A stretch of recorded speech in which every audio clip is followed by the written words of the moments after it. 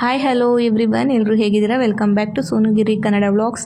ಇವತ್ತಿನ ವ್ಲಾಗಲ್ಲಿ ನಾನು ದಿಶಾಗೆ ಸ್ವಲ್ಪ ಡ್ರೆಸ್ಗಳನ್ನ ತರಿಸಿದೆ. ಆ ಡ್ರೆಸ್ಗಳನ್ನ ತೋರಿಸ್ತೀನಿ. ಅದ್ರ ಜೊತೆ ನನ್ನ ಮತ್ತು ನನ್ನ ಹಸ್ಬೆಂಡ್ ಬಾಂಡಿಂಗ್ ಹೇಗಿದೆ ಅನ್ನೋದನ್ನು ಈ ವಿಡಿಯೋದಲ್ಲಿ ನಾನು ತೋರಿಸ್ತೀನಿ. ಈ ಸಮ್ಮರ್ ಆಗಿರೋದ್ರಿಂದ ಬಿಸಿಲು ಅಂತೂ ಸಿಕ್ಕಾಪಟ್ಟೆ, ಅದರಲ್ಲಂತೂ ಒಳಗಡೆನೇ ಇರೋದಕ್ಕಾಗಲ್ಲ.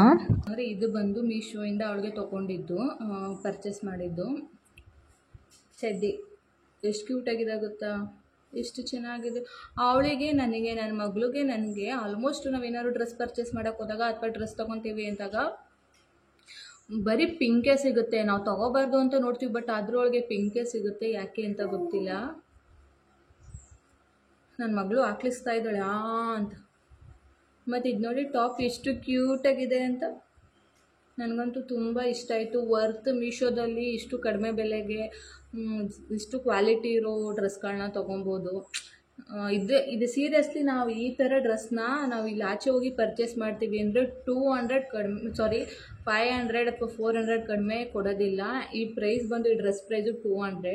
ಎಷ್ಟು ಕ್ಯೂಟಾಗಿದೆ ಅಲ್ವಾ. ಟಾಪ್ ಮತ್ತು ಚಡ್ಡಿ ಬಂದಿದೆ. ಒಂದು ನಿಮಿಷ ಗಾಯ್ಸ್, ಏನಕ್ಕಪ್ಪ ವಿಡಿಯೋ ಕ್ವಿಟ್ ಮಾಡಿದೆ ಅಂದರೆ, ನನ್ನ ಮಗಳು ಟೂ ಮಾಡ್ಕೊಬಿಟ್ಟಿದ್ಲು. ಅವಳಿಗೆ ಅದೆಲ್ಲ ಕ್ಲೀನ್ ಮಾಡಿ ಅವಳಿಗೆ ಫೀಡ್ ಮಾಡಿ ಸಮಾಧಾನ ಮಾಡಿಬಿಟ್ಟು ಇಲ್ಲಿ ಹಾಕ್ಬಿಟ್ಟು ಬಂದಿದ್ದೀನಿ. ಆಡ್ತಾ ಇದ್ದಾಳೆ. ನೆಕ್ಸ್ಟು ಬಂದು ಇದೊಂದು ಗೈಸ್, ಲೈಕ್ ಟೀ ಶರ್ಟ್ ಥರ, ಇನ್ನೂ ವೇರ್ ಮಾಡಿಲ್ಲ ಇದನ್ನು ಅವಳಿಗೆ. ಮತ್ತು ಅದಕ್ಕೆ ಈ ಥರ ಚಡ್ಡಿ ಕ್ಯೂಟಾಗಿದೆ ಇದನ್ನು. ನೆಕ್ಸ್ಟು ಇದನ್ನು ವೇರ್ ಮಾಡಿದ್ದೀನಿ. ಅವಳಿಗೆ ಆಧಾರ್ ಕಾರ್ಡ್ ಮಾಡ್ಸೋಕ್ಕೆ ಹೋಗ್ತಿದ್ವಿ ಗೊತ್ತಾ, ಆ ಬ್ಲಾಗಲ್ಲಿ ನೀವು ನೋಡಿದ್ದೀರಾ ಅನಿಸುತ್ತೆ. ಇದರಲ್ಲಿ ಇದನ್ನು ವೇರ್ ಮಾಡಿದ್ದೆ. ತುಂಬ ಕ್ಯೂಟಾಗಿ ಕಾಣಿಸ್ತಿದ್ಲು ಅವಳು. ಇದ್ರದ್ದು ಚಡ್ಡಿ ಏನಾಯಿತು, ಇದೆ. ನನಗೆ ಇದ್ರದ್ದು ಚಡ್ಡಿ ತುಂಬಾ ಇಷ್ಟ ಆಯಿತು ಗೈಸ್.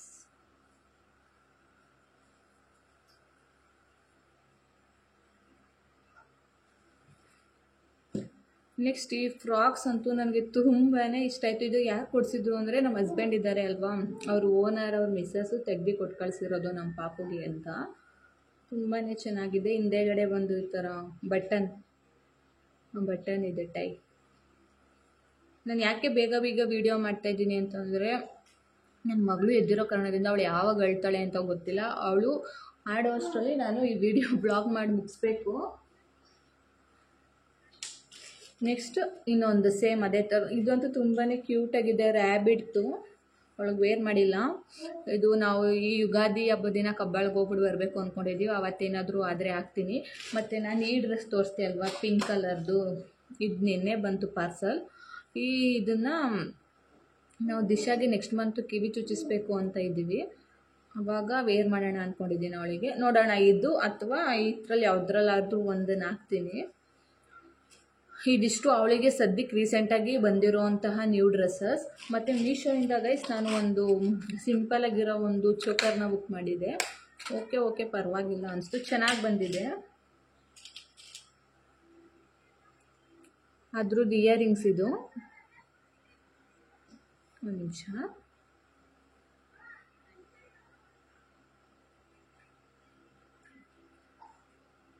ಈ ಥರ ಬಂದಿದೆ. ಆಮೇಲೆ 2 ಇದೇ ಥರ ಇಯರಿಂಗ್ಸ್ ಇದು. ಅಂದರೆ ಇವಾಗ ಏನಾದ್ರು ಸಿಂಪಲಾಗಿ ಒಂದು ಸ್ಯಾರಿ ವೇರ್ ಮಾಡ್ತೀವಿ ಅಲ್ವಾ, ಆ ಸ್ಯಾರಿಗೆ ಸಾಕಾಗುತ್ತೆ ಅಂತ ಅಂದ್ಬಿಟ್ಟು ನನ್ನ ಹತ್ರ ಯಾವುದೂ ಚೋಕರ್ಸ್ ಇರಲಿಲ್ಲ, ಅದಕ್ಕೋಸ್ಕರ ಬುಕ್ ಮಾಡಿದೆ. ನೆಕ್ಸ್ಟು ಇದು ನೋಡಿ, ಚೋಕರ್ ಬಂದು ಈ ಥರ ಇದೆ ನೋಡಿ, ಎಷ್ಟು ಚೆನ್ನಾಗಿ ಕಾಣಿಸುತ್ತೆ ಅಂತ ಡ್ರೆಸ್ ಮೇಲೆ ಹಾಕಿದ್ರೇ.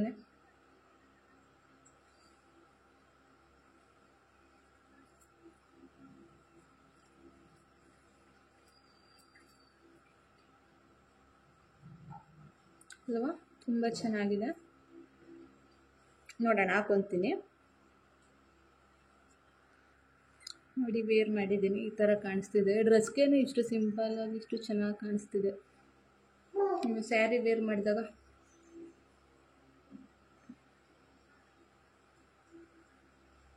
ಚೆನ್ನಾಗಿದೆ ಅಲ್ವಾ. ಮತ್ತು ಇಯರಿಂಗ್ಸ್ ತೋರಿಸ್ತೆ ಅಲ್ವಾ ನಿಮಗೆ.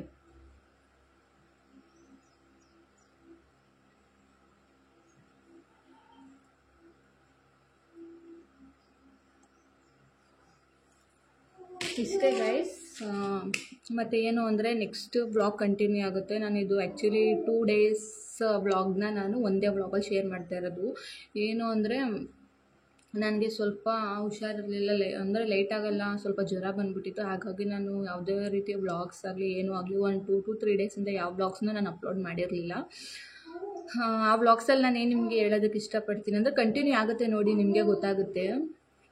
ನಾನೇನಾದರೂ ಹುಷಾರು ತಪ್ಪೋದಾಗ ನನ್ನ ಗಂಡ ಸೀರಿಯಸ್ಲಿ ನನ್ನನ್ನು ಯಾವ ರೀತಿ ನೋಡ್ಕೊಳ್ತಾರೆ ಅಂದರೆ ಮಗು ರೀತಿ ನೋಡ್ಕೊಳ್ತಾರೆ. ಒಂದು ರೀತಿ ಮಗುಗಿಂತ ಹೆಚ್ಚಾಗಿ ನೋಡ್ಕೊಳ್ತಾರೆ.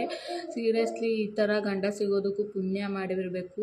ಅಂದರೆ ಈ ಒಂದು ಇದರಲ್ಲಿ ಇದರಲ್ಲಿ ನಮಗೆ ಸ್ವಲ್ಪ ಫೈನಾನ್ಷಿಯಲ್ ಅನ್ನೋದು ಮತ್ತು ಸ್ವಲ್ಪ ಈ ರಿಚ್ ಆಗಿ ಅಂತ ಹೇಳ್ತಾರೆ ಗೊತ್ತಾ, ಆ ಥರ ಇಲ್ಲದೇ ಇದ್ರೂ ಪರವಾಗಿಲ್ಲ. ಬಟ್ ಗಂಡನ ಪ್ರೀತಿ ಅಂತೂ ಮೀರ್ಸೋಕ್ಕಾಗದೇ ಇರೋ, ಎಷ್ಟು ಕೋಟಿ ಕೊಟ್ಟರೂ ಸಾಲದೇ ಇರೋಷ್ಟು ಪ್ರೀತಿನ ಸಿಕ್ಕಿದೆ ನನಗೆ. ಎಲ್ರಿಗೂ ಸಿಗೋದಿಲ್ಲ ಮೇ ಬಿ ಈ ಥರ ಗಂಡ, ಬಟ್ ನನಗೆ ಸಿಕ್ಕಿದ್ದಾರೆ. ಸೀರಿಯಸ್ಲಿ ನಾನು ಲಕ್ಕಿ ಅಂತಲೇ ಹೇಳ್ಕೊಬೋದು. ಒಂದೊಂದು ಟೈಮ್ ಕಿತ್ತಾಡ್ದಾಗ ಅನಿಸುತ್ತೆ, ಅಯ್ಯೋ ಇವ್ರನ್ನ ಯಾಕಾದರೂ ಮದುವೆ ಆದ್ನೋ, ಇನ್ನೂ ಒಳ್ಳೆ ಹುಡುಗ ಸಿಕ್ತಿದ ಅಂತ ಅನಿಸುತ್ತೆ. ನನ್ನ ಹಸ್ಬೆಂಡ್ ಮೆಸೇಜ್ ಮಾಡಿದ್ದಾರೆ, ಆ ಥರ ಅನಿಸುತ್ತೆ ಒಂದೊಂದು ಸಲ. ಬಟ್ ಅದರಿಂದ ಆಚೆ ಬಂದಾಗ ಆ ತಕ್ಷಣಕ್ಕೆ ಮಾತ್ರ ಆಗ ಅನಿಸೋದು ಅಷ್ಟೇ. ಬಟ್ ಸೀರಿಯಸ್ಲಿ ಅವರು ಆ ಟೈಮಲ್ಲಿ ಹುಷಾರಿಲ್ದಿರೋ ಟೈಮಲ್ಲಿ ಅಂತ ಅಲ್ಲ, ಪ್ರತಿಯೊಂದು ಎಲ್ಲ ಟೈಮಲ್ಲೂ ಅಷ್ಟೇ ಅವ್ರು ಎಷ್ಟು ನನ್ನನ್ನು ಕೇರ್ ಮಾಡ್ತಾರೆ ಅಂದರೆ ಅದನ್ನು ಹೇಳ್ಕೊಳ್ಳೋದಕ್ಕೆ ವರ್ಡ್ಸ್ಗಳೇ ಸಿಗೋದಿಲ್ಲ. ಹೇಗೆ ಏನು ಅನ್ನೋದನ್ನ ನಾನು ಬ್ಲಾಗಲ್ಲಿ ನೆಕ್ಸ್ಟು ಆ್ಯಡ್ ಮಾಡ್ತೀನಿ ನೋಡಿ. ಈ ಬ್ಲಾಗ್ ಇಷ್ಟೇ, 2 ದಿನದ ಬ್ಲಾಗ್ ಒಂದೇ ಬ್ಲಾಗಲ್ಲಿ ಅಪ್ಲೋಡ್ ಮಾಡಿದ್ವಿ. ಪ್ಲೀಸ್ ವಿಡಿಯೋನ ಎಲ್ಲೂ ಕ್ವಿಟ್ ಮಾಡಿದೆ, ಕೊನೆವರೆಗೂ ನೋಡಿ. ಬ್ಲಾಗ್ ಹೀಗೆ ಕಂಟಿನ್ಯೂ ಆಗುತ್ತೆ ನೋಡಿ. ನನ್ನ ಮಗಳು ನೋಡ್ತೀರಾ ಗೈಸ್, ಇದು ಓವರ್ ಅನಿಸ್ತು, ಬಿಚ್ಚಾಕ್ಬಿಡ್ತೀನಿ ರೀ.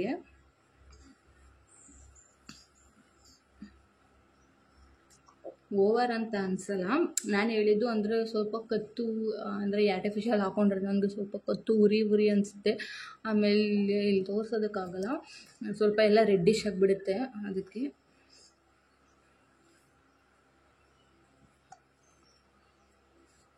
ಮುದ್ದು, ಮುದ್ದು ಇಲ್ಲಿ ನೋಡಿ, ಮುದ್ದು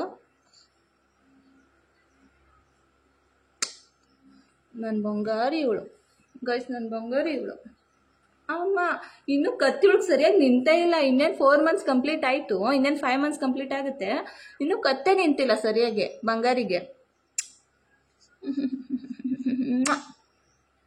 ಗೈಸ್, ಈ ವ್ಲಾಗಿಂದ ನನ್ನ ಫೇಸ್ ಸಮೇತ ಆಗ್ತಾಯಿದ್ದೀನಿ ನನ್ನ ಮಗಳದು.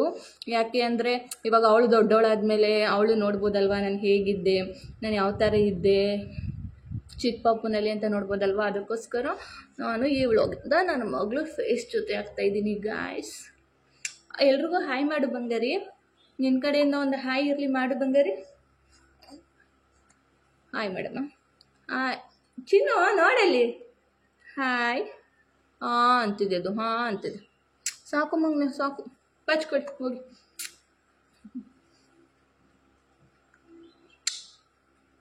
ಗಾಯ್ಸ್, ಇವಳು ನನ್ನ ಬಂಗಾರಿ, ಬಿಕ್ಲಿಕ್ಕೆ ಬರ್ತಿದೆ ಚಿನ್ನಮ್ಮನಿಗೆ.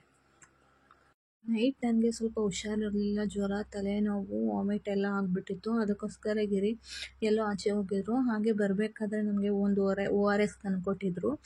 ಮತ್ತು ಇದೇನೋ ಗೊತ್ತಿಲ್ಲ ಏನಕ್ಕೆ ಅಂತ, ಈ ಚಾಕನ್ನ ಕಾಯಿಸ್ಬಿಟ್ಟು ಕಾಲಿಗೆ ಬರೆ ಅಂತ ಹಾಕ್ತಾರೆ, ಅದನ್ನು ಕೂಡ ನನಗೆ ಅವರೇ ಹಾಕ್ಕೊಡ್ತಿದ್ರು.